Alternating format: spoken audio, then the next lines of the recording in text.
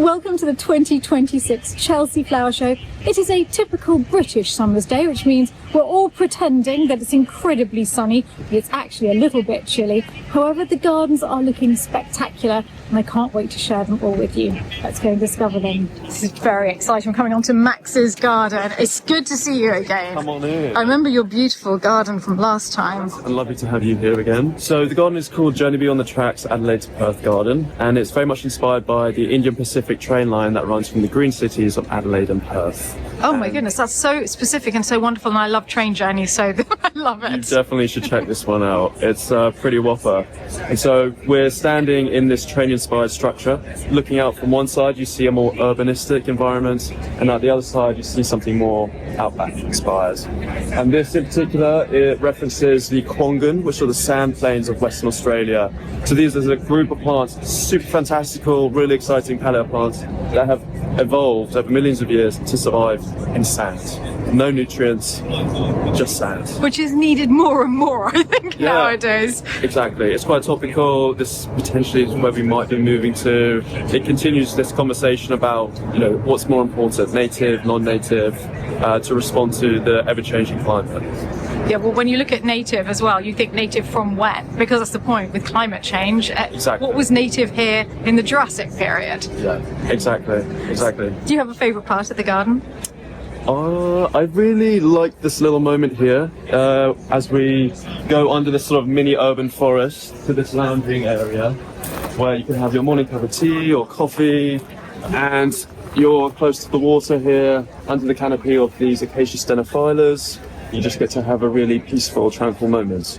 Well, how did you get the inspiration? Were you on the train? I did.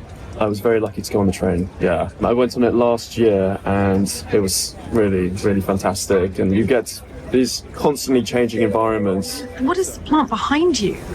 This is a Grevillea Johnsonii. Beautiful. Yeah, the bees love it.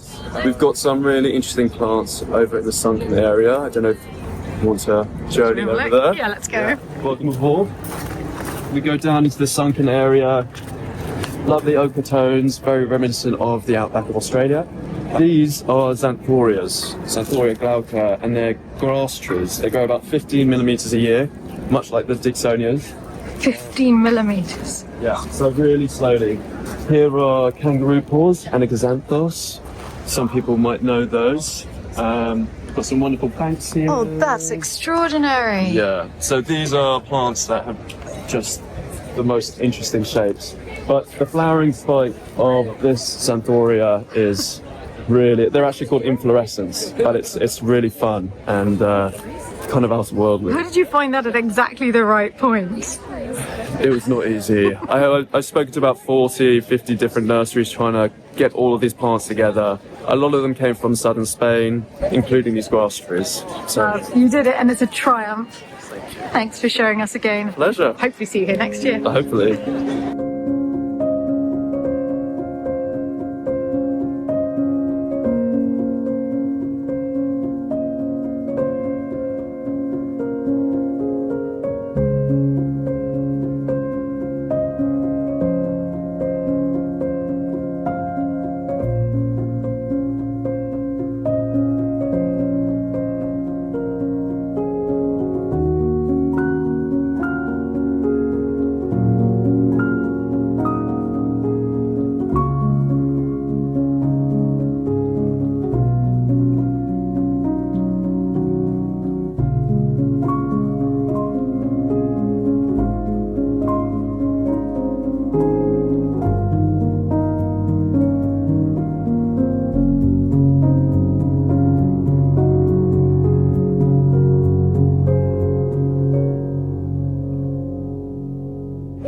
Because of Andy that we are here. Thank you so much again. 5 years in a row. I know, all because we bumped into you by sheer chance.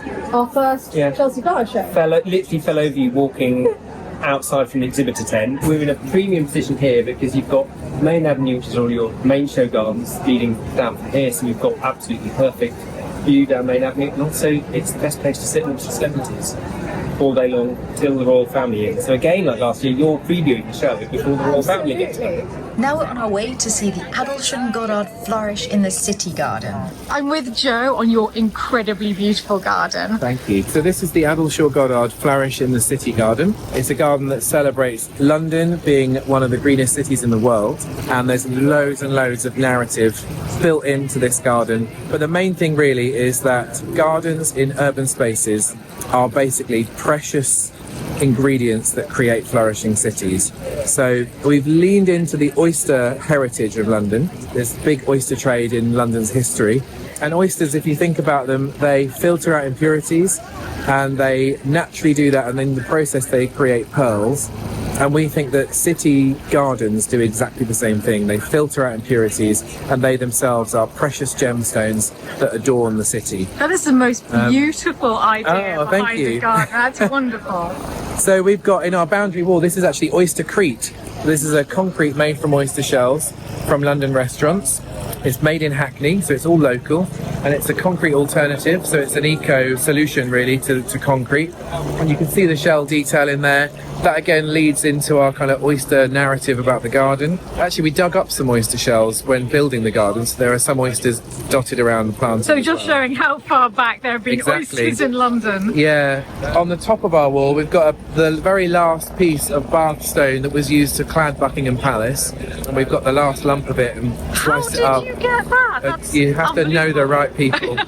Then into the planting, we've picked plants that thrive in the city, plants that choose the city, not just survive the city, but they actually thrive in the city. So our ginkgo and our pinus, these are trees that you see in cities. They help filter out pollution. A lovely tree over there called Chatalpa, which is dubbed the street tree of the future. Why is that? It's got a very long taproot, and it doesn't lift up paving. And it's also dubbed, it's like a desert willow, so it's really good at growing in a harsh environments like It's the city. absolutely perfect. Yeah, we're really pleased to have that vision of the future of what city gardens could look like, with our water in reference to the hidden rivers of London. I think in the centre it has about 11 rivers that run under the city that have been diverted and moved, and so that's what our water feature does. It goes underground and it pops back up again, and it runs through the space. It's like the Fleet, that's one of them. Yeah, isn't that's it? right. It's completely Yeah, so the hidden. sponsors of this garden have a London office which sits on a river, so it's in reference to that as well. We've worked really hard to get water to behave, so we've got 10 spouts and they run at the same angle, so there are 30 spouts in total.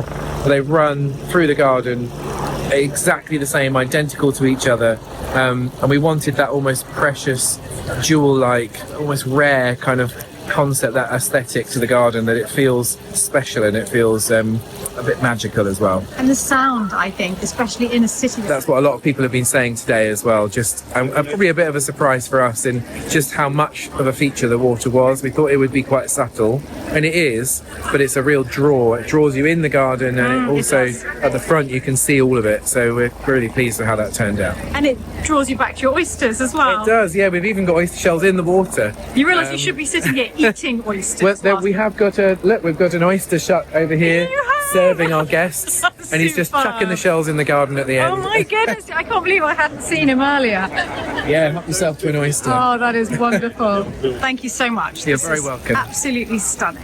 Thank you. Now we're going behind the scenes into the exhibitor restaurant. So this is what you won't see if you're coming to Chelsea. Obviously, we're trying to work during show week and run our stands and run our businesses and offices. So there's a bank of tables here with Wi-Fi and internet for everyone that's eating and working at the same time. And there's tea and coffee. If you can imagine, you've got thousands of people on site, all trying to run their businesses and run their stands here and eat and drink And keep warm. and keep and get back to our stands as quickly as possible. And that's what we're doing here, keeping warm as well.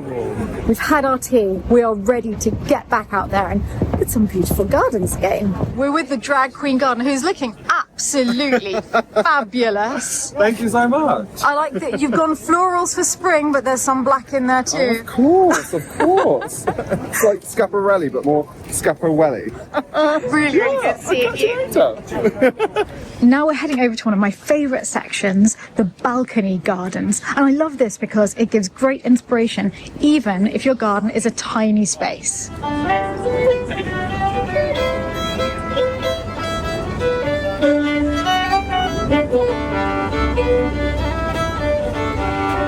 Hi Serena here, and welcome to a little garden of shared knowledge, sponsored by Viking, who have been absolutely amazing. This balcony garden, I think for me, is a tribute to gardeners, and really sort of a tribute to my mum and dad, because that's how I learnt my gardening knowledge. So the concept of the garden is basically, it's a retired couple, Jane and Chris.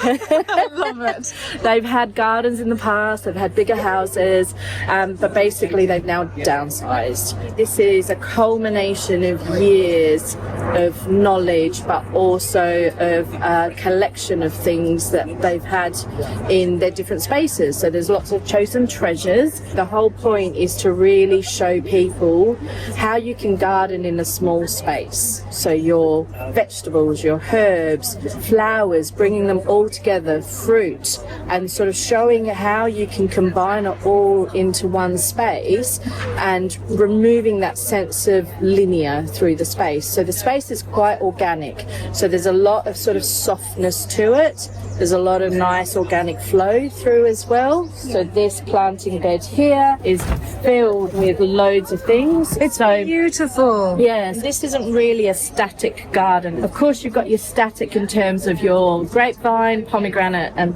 grapevine, your blackcurrants, but then the whole point is that as the season evolves, then it means that the garden evolves as well. So you've got things like your pak choi, your amaranth, you've got basil, you've got nasturtiums, you've got flowers, which then work together in terms of not only pops of colour, but also for pollination as well. You've got companion plants like marigolds. You've got scent as well. So the basil is just got this amazing scent to it. But then you've got pelargoniums, which are apple scented. Flowers here like helichrysum, which you can dry. You've got cistus, lemon balm, blackcurrants. So the blackcurrants, the cammon, which is amazing. And most people would not think you could fit all of this into a small garden. Correct, yeah. And also the way that you've made several different zones makes it feel really big, so much bigger than it is. Exactly. So this is only 5 meters by 2 meters, so it's not a big space. But the whole thing is about creating different zones. So there's the potting area zone, and then this is more of your relaxation zone. And that pot there really acts as your central beacon in the middle of the garden, which not only allows you to bring in your tree, like your pomegranate tree, but it also acts as a focal point, because pretend behind this is the lounge. It's also when you could wake up in the morning, you come out and you see this as your first entrance out into the garden. That's wonderful. And the whole point is you're pottering about. So it's a circular movement. So you're starting off with your potting table at the back, and the whole concept is growing from seed. And then once you've grown from seed, you've got your console table, which then houses your seedlings. Once you've eaten things like your pak choi, it means the ones that are smaller you can then bring into the pots, and so it continues. And then you just continue the cycle in terms of the growing season. That space is very much, I feel like, you know, your working area that you can then come in the evening, sit down with your glass of Chems and enjoy your strawberries, your mint, your, you know, Yes, nibble the things around you. Things around. And then design elements. It's all about softening the rectangular space. So a lot of the pots in here are circular, are round. They're movable, so it means you can move things around as the season changes.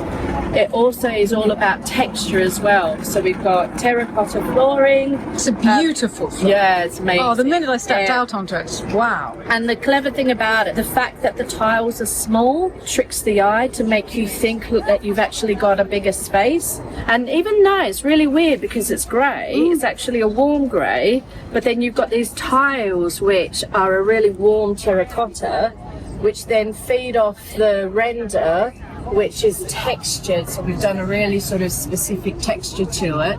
And then the final pieces are then your decorative tiles and the pergola. And they bring height into the space, which means that your eye immediately travels up but then using the colours of the tiles, it then carries through all the colourways as you move in and around the space. So there's a lot of things that are sort of working really hard in here.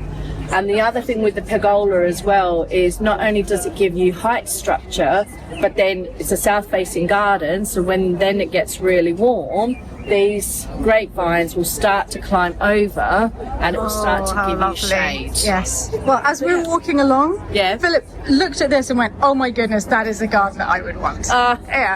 So the second we Good. saw it, I love And it. it's cozy as well, and there's other things as well, like these chairs. So these chairs are lightweight, right? And the other good thing about them is they've got a high back, high seat, and these armrests. Comfortable. They're so comfortable. And yeah, it's funny because I get people to sit in them and then the next minute they forget that they're at Chelsea and all of a sudden they're all like nattering away. What So, yeah. brought you to Chelsea? What was your journey here? So I started about 5 years ago now. My first show garden was at Gardener's World, BBC Gardener's World, and then the following year I was at Hampton Court. So at Hampton, that was really sort of my first foray. We won gold. And Congratulations. yeah, and that was kind of I can't believe really, that was your first. I know. You won gold. Well, we won gold, best get started garden and best construction as well. So Amazing. we did the triplet, which was amazing. So yeah, that kind of, you know, as they say, I got the bug. And then I've helped at Chelsea a few times with other fellow designer friends. And then I met Lovely Viking, the team, and yeah, this was it. I hope that you're as successful this year as you were at Hampton Court. You certainly deserve it. I hope so. My God. Thank you so much for showing Thanks, us. no worries. Thank you. And for those of you who are curious, this is what it's like behind the stands. You can see the beautiful gardens on the other side. We're backstage now. Actually, you've got the most comfortable backstage. You've got lovely chairs. Oh, you've got an umbrella. Most of the week. Oh, it's wonderful. That sounds like I haven't done any work. I think that everyone can see the work you've done out here. So I'm with May on her beautiful garden. Garden inspired by whiskey, the journey of liquid through copper into wood. What a wonderful inspiration for a garden. So the water feature, the distillery has a copper cooling ring Yes. around there still, and it's patented for that distillery, so for Fettercairn, and it just inspired me, so I kind of started there. My husband gave me the name The Angel's Share, which is part of the whiskey making process. Oh, is that So- the part that disappears? Yeah, so when it's in the barrel, a little percentage goes to the air, and they call that the Angel's Share. That's the So- most beautiful name. Yeah, because I wanted the garden to be about sharing and just demonstrating that small spaces can be shared, and they don't have to be dumping grounds for people that you quite often see balconies on the edge of flats. Oh, and yes, things that yeah. just stacked up with things that people. I'm don't thinking of want my little indoors. courtyard actually right now. But I just thought, you want to demonstrate that space can be small, but it can still be for friends and family and or quiet contemplation on your own. So it all sort of evolved from there, and then thinking about whiskey palette for the colour for the planting, and Oh, that's where the colours came from. The Yeah. colours are magnificent. yeah, so it's starting with whiskey hues and then trying to put contrasting pops of colour with it to sort of give it that dimension, and then using the copper to bounce light around. I was trying to attract pollinators as well, so we've we've used the Bectula pendula because it is the habitat for a really nationally rare moth called the Kentish Glory. Yeah, in the Cairngorms is one of the areas that moth is still found, which is where the distillery is as well. So I tried to bring in lots of different threads into the garden. Wonderful. So these smaller boxes Yes. underneath the bigger boxes. Oh, that's really ingenious for a tiny space. Yeah, so you can have 8 people sitting down, or you can have 4, or you can push them together, maybe make a day bed if you wanted to have a lay down. I always want to do that. Yeah. Especially with the whiskey. Yeah, the floor's cork. It's a poured resin bound, Yeah. but with cork. And we were sitting on it the other day, and it was so soft. And It's really, comfortable. yeah, it's bouncy stringy. underfoot. Yeah, I love and it. acoustically as well. Yeah. It doesn't bounce the sound around, so it feels more private It when you're is. speaking. It's a great Your neighbours idea. aren't going to hear you too much. Well, it's honestly, it's so beautiful. Thank you so much for showing us. Oh, my pleasure. And a lot of ideas I'm going to take away. I love this idea of the hidden stools as well. Yeah. Gorgeous. Yeah. Thank you very much. Vatican are the sponsors of that garden, and they've just offered us to try their new cocktail that they've made specially for Chelsea, the Garden of Scotland cocktail. It has elderflower cordial, celery bitters. It is absolutely delicious. Just we need to warm us in this weather. It's literally drizzling. Is it? Yes, it's drizzling. And you've just put down the umbrella to eat an ice cream. It's lemon and blueberry, the top one, and Okay. it's vanilla. Now that I've now that I finished teasing you, can I eat some? Is it good? It's your ice cream now. No, you shouldn't have done this, but this is silly. Only a mad person would eat ice cream in this weather. I'm with Gwen on the Missing Collector garden. I'm in love with this garden already and we've just stepped onto it. I love the books. The books, and they're cast from stone, reclaimed sandstone from Cheshire. And after here, it's going to Chester Zoo. So we wanted to use the materials from Cheshire, and they represent the knowledge that national collection holders have. Because this garden is all about saving plants for the future. Yeah, it's saving garden plants. So you've got everything here from verbascums to phyllictrums, aquilides. Some of these plants we all really love, they could easily disappear because around half the plants that used to grow in the past, you can't buy them anymore. So we have to keep them safe through the national collection so that they're protected for the future. Oh, that's absolutely wonderful. And where is the national collection held? So they're all over the country. Anyone can have a national collection. The King's got 4, but they're also in women's prisons, they're in schools, they're in people's back gardens. And you commit to look after a group of plants, keep them safe, grow them, share them, look after them. So anyone can join in with this? Anyone can join involved. We're a charity called Plant Heritage.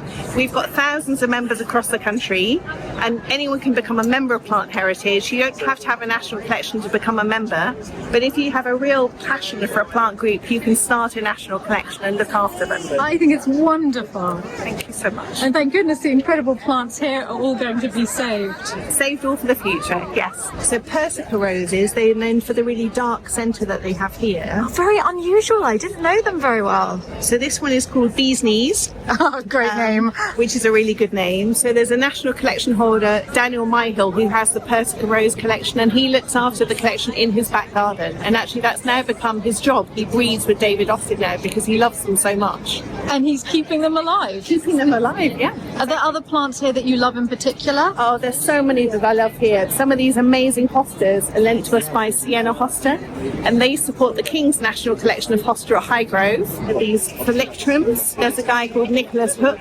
Everybody across the country has got involved. Well, thank you to everyone who's been involved. Definitely, thank you. And at the heart of this garden is this beautiful chair next to the piles of books. It's made of bronze, but there is a secret behind its construction, a really unbelievable secret. And I'm with the artists, Gavin and Alice. It's amazing. Can you tell us more about it?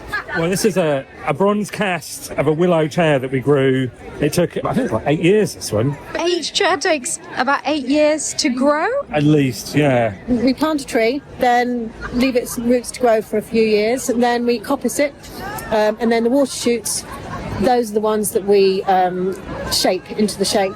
And it's grown upside down, so that top bit there, that's where the trunk is. And so it sort of sprouts out into different shapes. So we train those round a former, and then after it's grown for a few years and we've grafted some of the bits together and we've trimmed it back a bit, then when it's ready, then we harvest it and then we leave it to season for a year, and then Gavin will plane it back. So that's the bronze cast of the Gatty chair, which was one of our first stunning, really comfortable, sittable chairs. No, I just need a real book on top of there. Yeah, exactly. It's so comfortable. It's comfy, isn't it?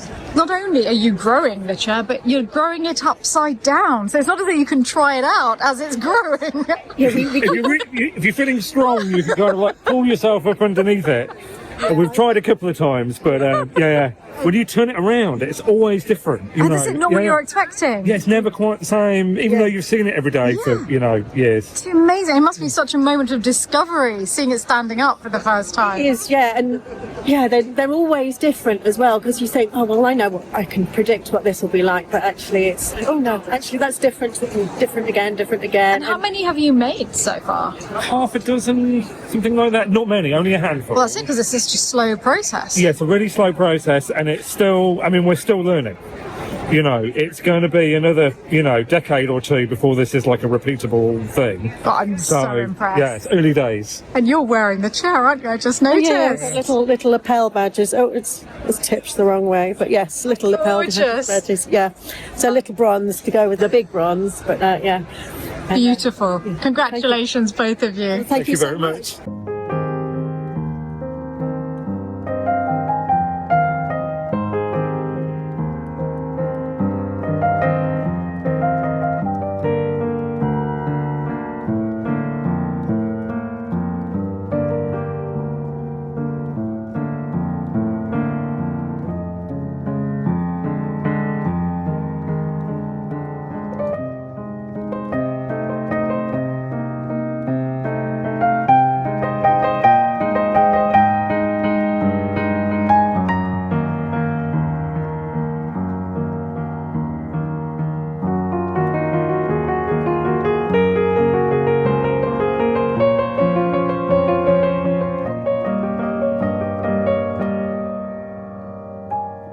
Any of you who usually come to the Chelsea Flower Show, you'll see the difference between a normal day and press day. This is the pavilion, and we can just wander around. There's so much space. You can go right up to the front and have a look. Of course, I have headed straight over to Flora of South Africa, Life After Fire. Every year, the South Africans deliver just the most spectacular display, and this year is absolutely no disappointment. My goodness, it's exquisite. Do you see even the smoke that's just coming up above the water? The diversity of the plant life in the Cape is just second to none, and there are plants that grow there that are not found anywhere else. They're just so beautiful. What a country. But this is amazing. It's all on a bed of charred wood. And as I said, there's the smoke rising from it. It's almost like the regeneration of an area after a wildfire. And they even have a whole waterfall. So if you do come to the Chelsea Flower Show, make sure you walk all the way around the South African display. I could just stand here for absolutely hours, but there are still gardens to be seen. As we can actually walk around calmly today, I'm going to go and see David Austin roses, because it is impossible to get in there on a normal day.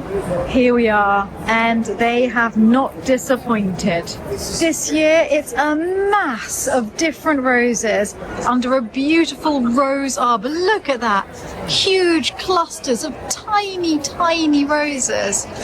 And there's last year's rose. Those of you who saw my video from last year will recognise the King's Rose that they launched at last year's Chelsea Flower Show. Look at Emily Bronte.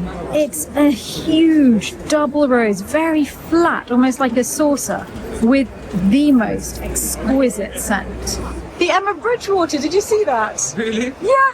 Last year we got an Emma Bridgewater mug with the King's Rose on, but wow, the Emma Bridgewater is stunning. It's such a dream to be able to wander like this through the Chelsea Flower Show, actually pausing to look at each of the flowers, being able to get up close to them all. I'm with Liam, head rosarian at David Austin. That's it. What a title, head rosarian. Thank you.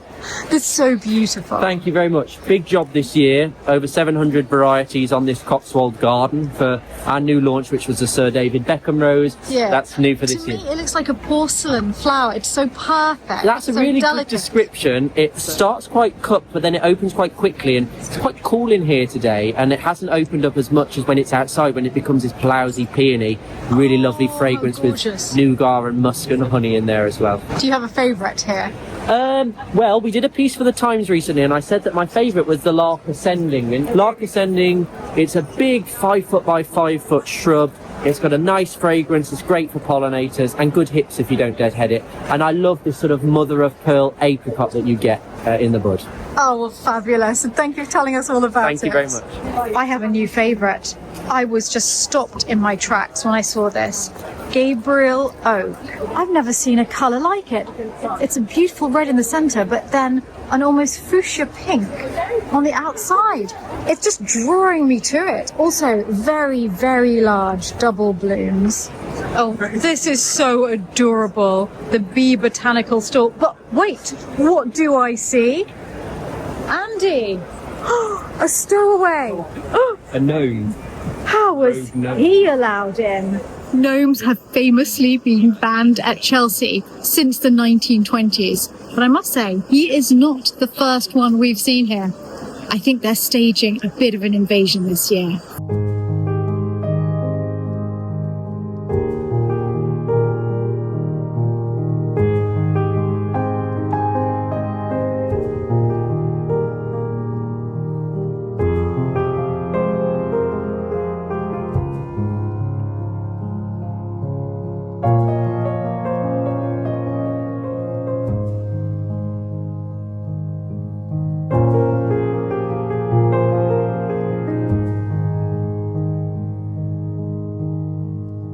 Now we've come over to see Andy in his natural environment. My natural habitat. Yes, this is your stand. A week of build. I can't tell you the amount of hours that's gone into this in terms of volunteer hours, the amount of shin splints from wearing steel toe caps that you're not used to for the best part of the week. Now, after today, we have a week of 12-hour days. So this is my home for the week. So half the gardens at the show are designed by our members, members of Society of Garden Landscape Designers. So we're here to support our members, but we're also here to encourage and educate the public as to why they should use a registered member of the trade body for garden design. So the stand was designed by 2 designers as a collaboration. I'm Eliza, I co-designed the stand with Bo. And basically we've had since Wednesday, Thursday to put the stand together. So although it looks like it's been here forever, it's quite a machine to put it all in place. So the first thing we did was the flooring. So the flooring is limestone, and to get it all onto the stand, we bought it in squares, about 80 centimetre squares, and put it together like a jigsaw. And then after that, these screens at the back are actually all in one. They're like hedges that come ready-made. Oh, that's amazing. It's amazing, and it comes in really in one block. So suddenly we were all green. Wow. And then the guys came in. We did have some landscapers in who built the office area, which has got the window, the fake window, and the panelling. It does make you dream, this, doesn't it? Yeah, I mean, wouldn't you wonder? Like the dream office. Yeah, an office in the garden like this. Here working. So once the guys have come in, we've got the flooring in, we've got the walls in, and then the green comes in, and then we put in all the planters. So the planters are quite interesting. They're not planted properly. They've got a fake bottom in them, so we don't have to put loads of soil in them. And then on top of that, everything's in a pot. And the reason for that is so that we can take it away and we're going to reuse it for a local charity near to where I live. So we've got all the plants in, and then this took quite a while, the gabion, to build. And we have Thursday, Friday, Saturday, Sunday to build it. It's amazing. It's amazing. And then to make it look really kind of embedded, we've put lots of top dressing on, and there's lots of tiny little details that are really important, like over here, looking at all the kind of detailing around the leaves. And just putting things in, and it's thinking about these because we have to bring them all up to Chelsea, and Bo and I don't live in Chelsea. And then we've had lots of help, like things like this, a really little touch, which we hope, isn't it darling, the judges are going to like. And that's for insects. That's for bees to go and nest in, and then up here is a blue tip box. Because we wanted to be able to show that you can have a beautiful, elegant garden that supports biodiversity. It doesn't have to all be scruffy edges. It doesn't have to all be acres of meadow and scrub and things like that, you can actually do these sort of smaller things within a smaller space that will also encourage biodiversity, showing that you can leave your leaves, sweep them into the corner and leave them, because actually that is a valuable habitat. The gabion bench is all from my garden. It's all garden waste, apart from the bee bricks, of course, but all of those are providing small little niches for amphibians, invertebrates. And you've got the little wild strawberries starting there as well. Came from my house. Yeah. Oh, it's gorgeous. Actually, there is a strawberry in there. Look, there you go. Are you the only stall with a hedgehog house? Are we the only store with 2 hedgehog houses? Oh, we yeah. put them in specially for Philip. It's good to see that you planned for his arrival. I mean, how adorable is that? Actually, the only thing I've been in charge of is painting.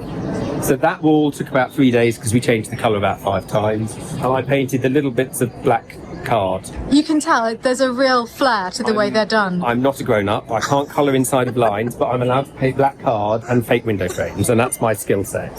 How are you still standing? Well, yeah, we are quite tired. You need champagne to get Yes, we need champagne. So yes, thank you for coming to see us. Thank you so much. It's really lovely to see you. As you're walking around the Chelsea Flower Show, you will notice that it's not just the show gardens that are beautiful, but all of the landscape around the park is wonderful. And that is down to the man I'm with now, Sam. Hello. Hi. So Great to be here. you're responsible for all of these areas. I am indeed. So various borders and installations throughout the Chelsea Flower Show.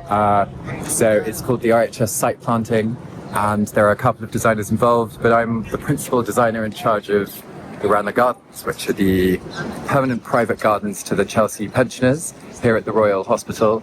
And I'm involved in this multi-year rejuvenation project to restore the gardens, but also make it look exciting for May, whilst retaining an ethos of sustainability and plant hardiness. My God, you've got a tall order. I mean, other gardeners are just dealing with a tiny show garden plot, and you're having to look after the whole place. Well, that's incredibly kind of you. It's a great project to be involved in.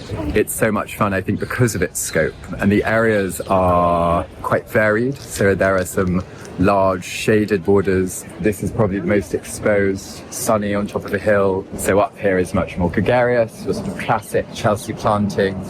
But everything is very hardy, drought resilient, so it not just be something that's impactful and wowy for the visitors, but something that has lasting value as a large central London garden, but also something great for the pensioners to enjoy all year round. Because this is what lasts when all of the gardens have gone. Yeah, and so not to obviously take away from the wonderful thing that the designers are doing, but this obviously stays here, and that's one of the great exciting things for me in terms of the project. Well, it's absolutely beautiful. I love the alliums. I love the different heights you have, the interest. It must be wonderful for wildlife.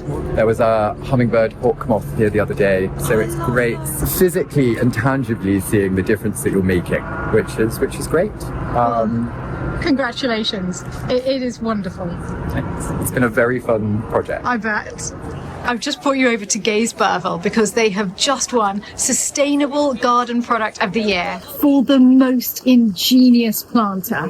One, I think, for many reasons. I mean, the first is it's British oak, and I'm passionate about trees, so being able to communicate the importance of growing trees for the future.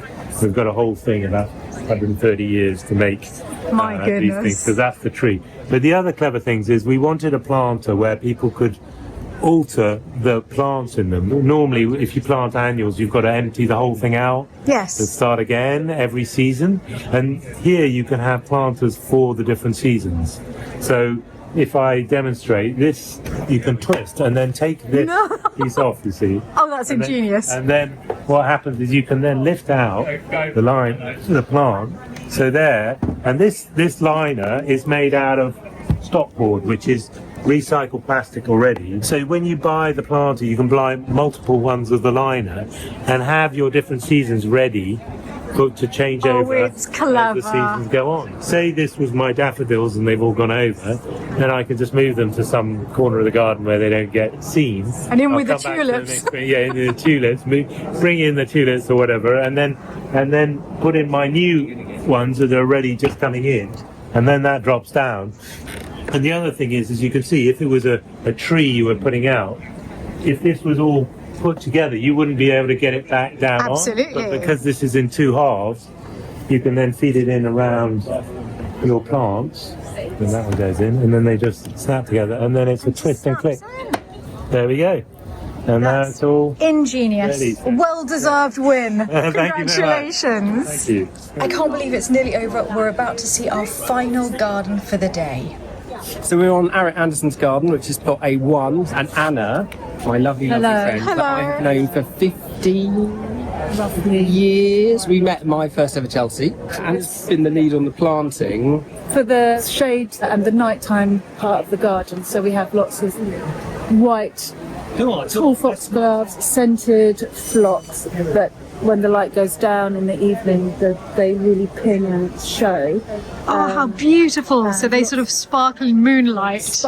Little ricey grasses, the melicas that just shimmer in the nighttime. It's beautiful. Such detail. Very detailed, very soft and gentle. So when you're sitting in the structure, you're cocooned and you feel very safe, and it's very restful space with the warm lighting. The rest of the garden is like a tutti frutti box of colours that are just vibrant and pinging. As soon as we walked in, we saw this garden and we were saying it's the most beautiful planting, the most beautiful colours. It's just gorgeous, and it's been intense planting it, as you can imagine, but very personal to Arit and her family and everybody in the Parkinson's community. They've worked really, really, really hard. And it's a big success. Yeah. Do you have a favourite part?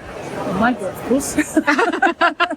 I think the white camassias I really love, the tall, again with the spires, but the roses are beautiful, the dark rum poppies. They are. Really. But this area and that backdrop, it's wonderful. It's lovely. Oh, I'm glad you like it. Congratulations, it's beautiful. Nice to meet you. I think it does get better every year. Oh, it does. It does. We learn and we do it slightly differently, and we do a bit more prep, and it just, it's been It's superb. Thank you a million times. absolute pleasure to you and Philip and all the viewers, because this is my world and I just love sharing it with you. And you share it so beautifully. And like you share the chateau and all your travels, which we all love, so it's my way of saying thank you to you. Well, thank you so much, and I'm going to see you on Wednesday because we're coming right back. You can't get rid of us. Well, have a lovely evening. See you. Say hi to Davey, and we'll see you on Wednesday. And enjoy the glamorous night tonight at the gala event. Yes. Not too much champagne. No champagne here. There's nothing to see here. No champagne on the stand. See you Wednesday. See you. Have a lovely evening. What did you think of the gardens? I think they were wonderful. It was so beautiful. It was incredible. Just loved Very it. lucky to see them. Did you have a favourite? The African one was wonderful, but As it's really always. not the show garden, but the display. Stunning. I loved every second of that. The gardens are spectacular this year. It was just sad that Pavilion wasn't with us. She was supposed to be coming with us, but she couldn't make it this week. So we will take back lots of ideas for her.